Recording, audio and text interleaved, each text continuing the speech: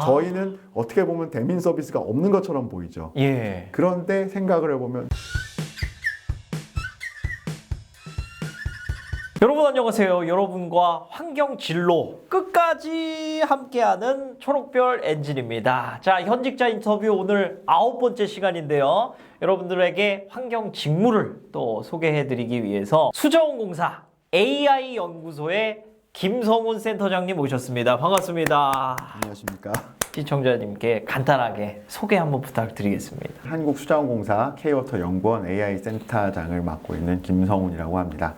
저는 수자원공사의 경력직으로 들어와서 수자원이나 환경 연구를 하고 있고요. 최근에는 이제 여러분 아시다시피 AI가 좀 대세다 보니까 AI를 주전공으로 하진 않았지만 약간 디지털 쪽으로 전환할 수 있는 AI 기술도 취득을 해서 환경과 혹은 수자원, 물관리와 AI를 연결해서 응용하는 연구를 주로 하고 있습니다. 정말 관심 있어 할 그 카테고리를 3가지나 갖고 계시거든요.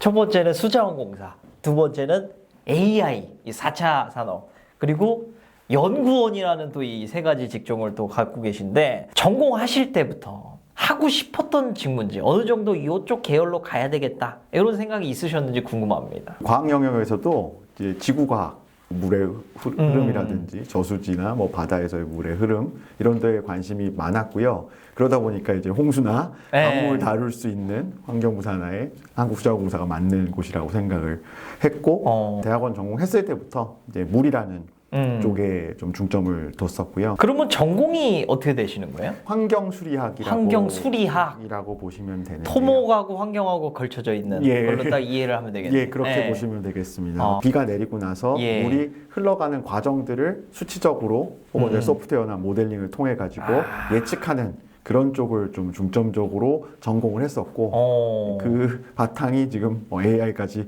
넘어가게 된 게 아닌가 생각을 하고 있습니다. 원래는 그 다른 회사에 이 시공사에 있다고 하셨는데 그때도 연구원이었어요. 그때도 연구원이셨어요? 네. 그러면 특별히 수자원공사로 넘어오시게 된 계기가 있으셨나요? 대학원 때부터 전공이 물이니까 많이 했었던 부분이 있어서 좀 익숙함도 있었고 어떤 페이보다는 직업의 안정성. 지금 뭐 시공사 연구원이 직업의 안정성이 낮다는 얘기는 절대로 아니지만 그렇죠. 그럼에도 불구하고 뭐 제가 개인적으로 뭐 워라밸이라든가 이런 걸 좀 감안을 했을 때 옮겨볼 수도 있지 않는가라고 했었고 마침 또 저한테 맞는 직무가 채용 공고가 있었기 때문에 지원을 하게 돼서 지금 여기 되게 됐죠. 연봉도 또 다른 공사에 비해 괜찮은 걸로 알고 있습니다만 대략적으로 범위를 좀 얘기해 주실 수 있다면 알리오상에 사실 이제 신입사원에 대한 연봉 체계라든지 대략적 범위는 나와 있는 걸로 알고 있습니다. 10만 4천만 원 정도 내외가 5급 공채 입사 시에 그렇게 되는 거고요.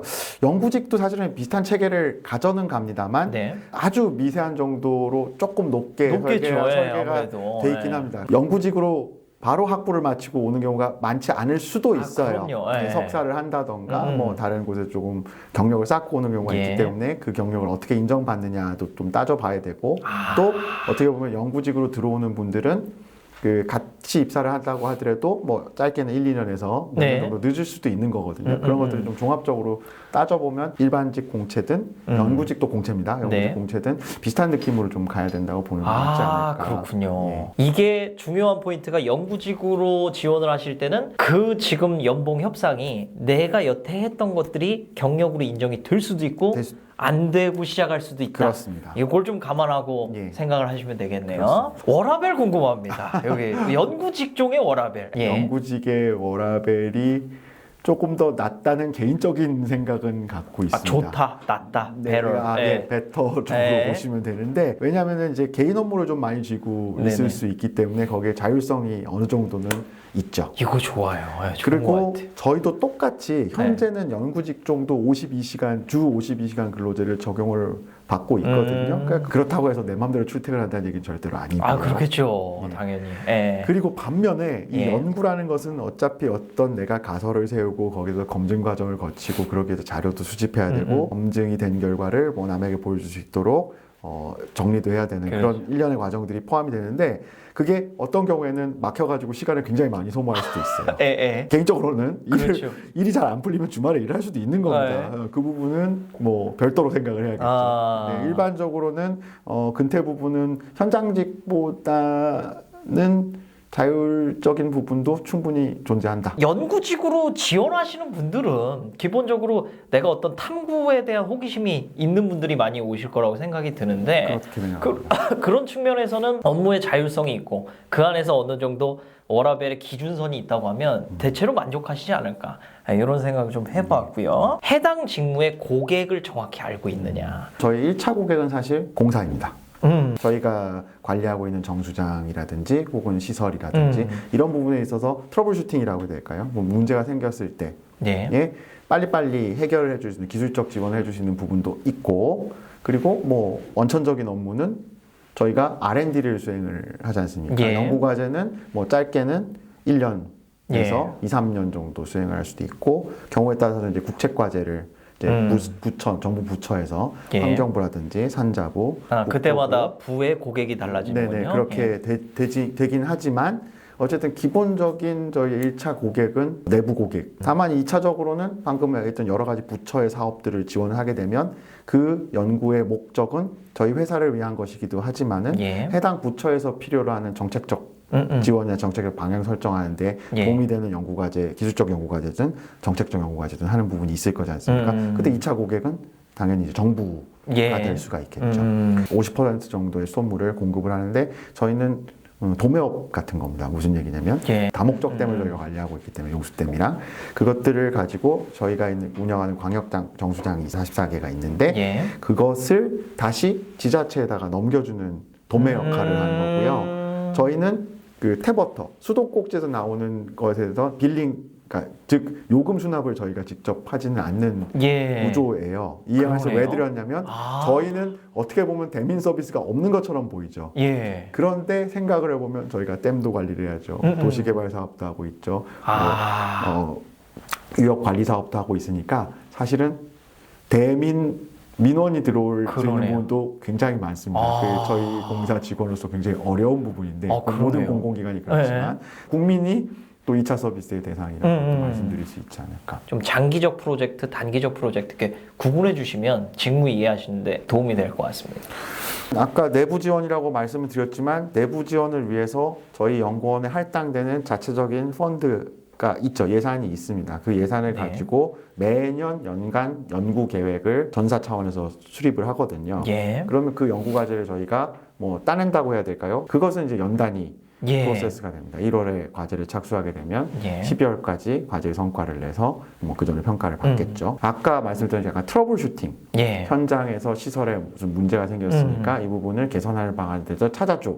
라고 해서 물론 그게 연구가 될 수도 있겠지만 그런 부분들은 저희가 내부 전문가 자문, 그러니까 일종의 컨설팅 역할을 하게 되면 짧게는 일주일 만에 해결할 수 있는 문제도 있을 것이고 길게는 뭐 1개월, 2개월, 3개월 걸리는 문제도 있을 것이에요. 그 다음에 저희가 이제 뭐 정책 지원이라던가 대외적인 활동도 하게 되는데 그 중에 이제 많은 것이 학술 활동 1년에 뭐 한두 번 정도 하게 될 것이고요. 신기술을 기획하고 탐색하는 역할도 해야 되는 거거든요.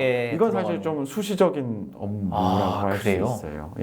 경우에 따라서는 해외 전문기관의 어떤 고수들이랄까요? 협력할 수 있는 곳을 찾아내기도 하고. 그걸 필수적으로 보고를 해야 되는 건가요?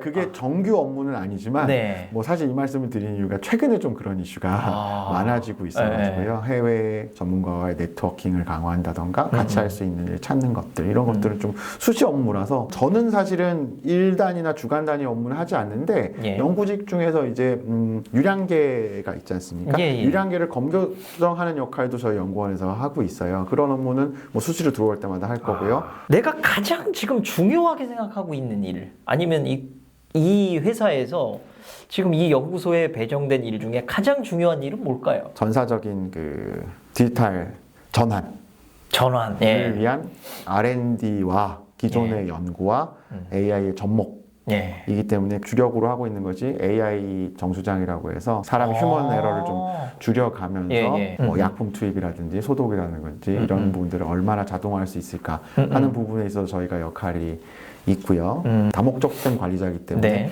저희는 댐이 비가 많이 오게 되면 수문을 열어서 그렇죠, 열고. 물을 좀 네. 흘려내주는 거, 가뭄이 올 것 같으면 수문을 닫아가지고 또 댐에 물을 채워야 되는 역할을 예. 효율적으로 해야 되는데 그러려면 결국은 그렇죠. 문을 열었을 때 홍수가 어떻게 일어날지 혹은 예측을 댐에, 해줘야 예, 되는데. 예. 얼마나 물이 쌓여갈지에 대한 예측을 해야 되는데 그 부분을 좀 AI적으로 하는 부분은 지금 3년, 4년째 지금 하고 있습니다. 연구직으로서 어떤 스펙들이 있으면 좋을까요? 데이터를 수집할 수 있는 역량이 중요해요.